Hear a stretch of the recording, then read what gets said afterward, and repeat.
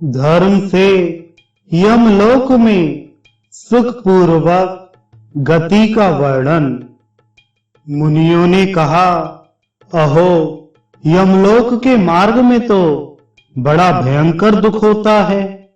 साधु श्रेष्ठ, आपने उन दुखों के साथ ही घोर नरकों तथा दक्षिण द्वार का भी वर्णन किया। ब्राह्मण, उस भयानक मार्ग में कष्टों से बचने का कोई उपाय है या नहीं?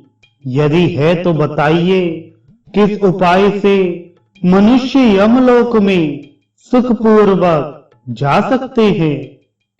व्यास जी ने कहा, मुनिवरों, जो लोग इस लोक में धर्मपरायण हो, अहिंसा का पालन करते, गुरुजनों की सेवा में संलग्न रहते और देवता तथा ब्राह्मणों की पूजा करते हैं, वे स्त्री और पुत्रों सहित जिस प्रकार उस मार्ग से यात्रा करते हैं वह बतलाता हूँ। उपयुक्त पुण्यात्मा पुरुष स्वर्णमय ध्वजाओं से सुशोभित भांत भांत के दिव्य विमानों पर आरूढ़ हो धर्मराज के नगर में जाते हैं। जो ब्राह्मणों को भक्ति पूर्वक नाना प्रकार की वस्तुएं दान में देते हैं, वे उस महान पथ पर सुख से यात्रा करते हैं। जो ब्राह्मणों में भी विशेषतः क्षत्रियों को अत्यंत भक्ति पूर्वक उत्तम रीति से तैयार किया हुआ अन्न देते हैं, वे सुसज्जित विमानों द्वारा धर्मराज के नगर में जाते हैं। जो सदा सत्य बोलते और बाहर भीतर से शुद्ध रहते हैं, वे भी देवताओं के समान कांतिमान शरीर धारण कर विमानों द्वारा यमराज के भवन में जाते हैं। जो धर्मज्ञ पुरुष जीविका रहित दीन दुर्बल साधुओं को भगवान विष्णु के उद्देश्य से पवित्र गोदान करते हैं, वे मणि जड़ित दिव्य विमानों द्वारा धर्मराज के लोक में जाते हैं। जो जूता, छाता, शैया, आसन, वस्त्र और आभूषण दान करते हैं, वे दिव्य आभूषणों से अलंकृत हो हाथी, रथ और घोड़े की सवारी से वहां की यात्रा करते हैं। उनके ऊपर सोने चांदी का छत्र लगा रहता है।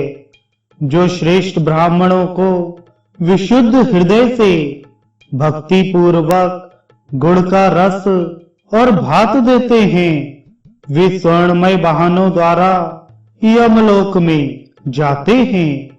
जो ब्राह्मणों को यत्न पूर्वक शुद्ध एवं सुसंकृत दूध, दही, घी और गुड़ दान करते हैं, वे चक्रवाक पक्षियों से जुड़े हुए स्वर्णमय विमानों द्वारा यात्रा करते हैं।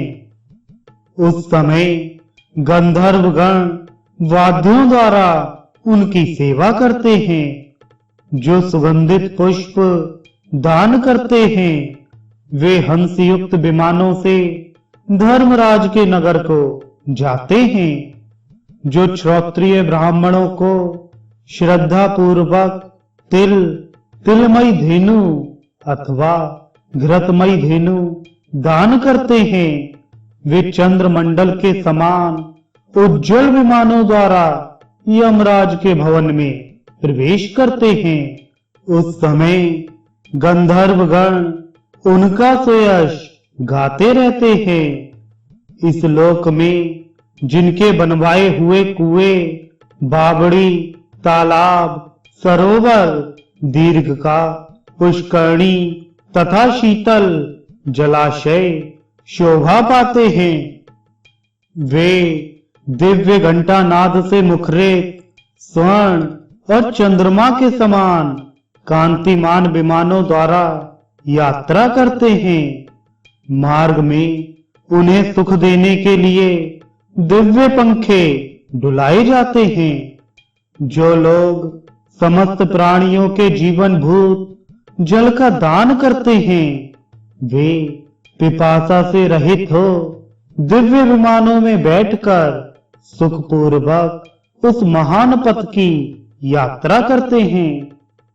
जिन्होंने ब्राह्मणों को लकड़ी की बनी खड़ाओं, सवारी, पीड़ा और आसन दान किए हैं, वे उस मार्ग में सुख से जाते हैं।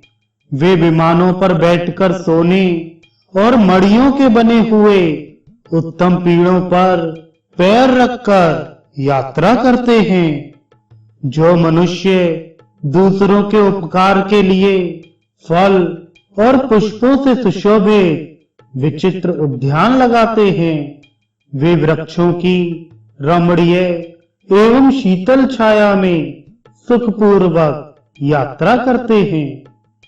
जो लोग सोना, चांदी, मूंगा तथा मोती दान करते हैं, वे स्वर्ण निर्मित उज्जवल विमानों पर बैठकर यमलोक में जाते हैं। भूमि दान करने वाले पुरुष संपूर्ण मनोवांछित वस्तुओं से तृप्त हो उदयकालीन सूर्य के समान तेजस्वी विमानों पर बैठकर दैदीप्यमान शरीर से धर्मराज के नगर को जाते हैं। जो ब्राह्मणों के लिए भक्ति पूर्वक उत्तम गंध, अगर, कपूर, पुष्प और धूप का दान करते हैं, वे मनोहर गंध, सुंदर वेश, उत्तम कांति और श्रेष्ठ आभूषणों से विभूषित हो विचित्र विमानों द्वारा धर्मनगर की यात्रा करते हैं। दीप दान करने वाले मनुष्य अग्नि के तुल्य प्रकाशमान होकर सूर्य के समान तेजस्वी विमानों द्वारा दसों दिशाओं को प्रकाशित करते हुए चलते हैं। जो गृह अथवा रहने के लिए स्थान देते हैं, वे अरुणोदय की सी कांति वाले स्वर्ण मंडित गृहों के साथ धर्मराज के नगर में जाते हैं। जल पात्र, कुंडी और कमंडलू दान करने वाले मानव अप्सराओं से पूजित हो महान गजराजों पर बैठकर यात्रा करते हैं। जो ब्राह्मणों को सिर और पैरों में मलने के लिए तेल तथा नहाने और पीने के लिए जल देते हैं, वे घोड़ों पर सवार होकर यमलोक में जाते हैं। जो रास्ते के थके मांदे दुर्बल ब्राह्मणों को अपने यहाँ ठहराते हैं, वे चकवों से जुड़े हुए दिव्य विमानों पर बैठकर सुख से यात्रा करते हैं। जो स्वागत पूर्वक आसन देकर ब्राह्मण की पूजा करता है, वह अत्यंत प्रसन्न होकर सुख से उस मार्ग पर जाता है। जो पाप हरे इत्यादि का उच्चारण करके गौ को मस्तक झुकाते हैं, वह सुख से यमलोक के मार्ग पर आगे बढ़ता है। जो शठता और दंभ का परित्याग करके एक समय भोजन करते हैं, वे हंस युक्त विमानों द्वारा सुखपूर्वक यमलोक की यात्रा करते हैं। जो जितेंद्रिय पुरुष एक दिन उपवास करके दूसरे दिन एक समय भोजन करते हैं, वे मोरों से जुड़े हुए विमानों द्वारा धर्मराज के नगर में जाते हैं। जो नियम पूर्वक व्रत का पालन करते हुए तीसरे दिन एक समय भोजन करते हैं, वे हाथियों से जुड़े हुए दिव्य रथों पर आसीन हो यमराज के लोक में जाते हैं। जो नित्य पवित्र रहकर इंद्रियों को वश में रखते हुए छठे दिन आहार ग्रहण करते हैं, वे साक्षात शचीपति इंद्र के समान ऐरावत की पीठ पर बैठकर यात्रा करते हैं। जो एक पक्ष तक उपवास करके अन्न ग्रहण करते हैं, वे बाघों से जुड़े हुए विमानों द्वारा धर्मराज के नगर में जाते हैं।